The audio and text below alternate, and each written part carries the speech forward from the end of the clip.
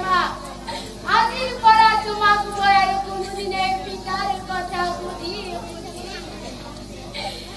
আজিৰ পৰা কোনোদিনে মই তোমাক পিতাৰ কথা সুধি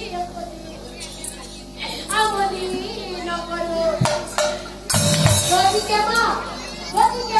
তুমিও আজিৰ পৰা পিতাৰ কথা ভাবি ভাবি কান্দি নাথাকিবা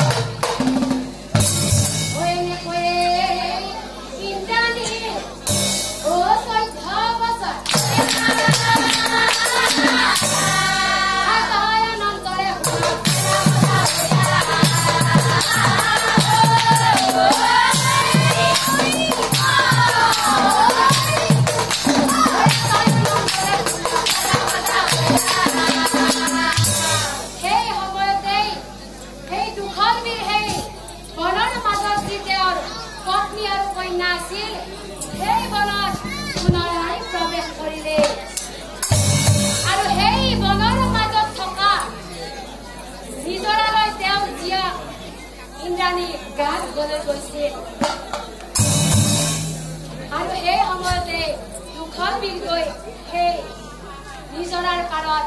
উপস্থিত হৈছিল আৰু সেই সময়তে ইন্দ্ৰাণীক দেখি তেওঁ মাতাল হৈ তেওঁ কৈছিল হে ৰাহুন্দৰী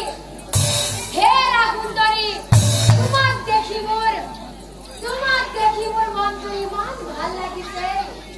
যেন তোমাক বিয়া কৰাই আজিয়ে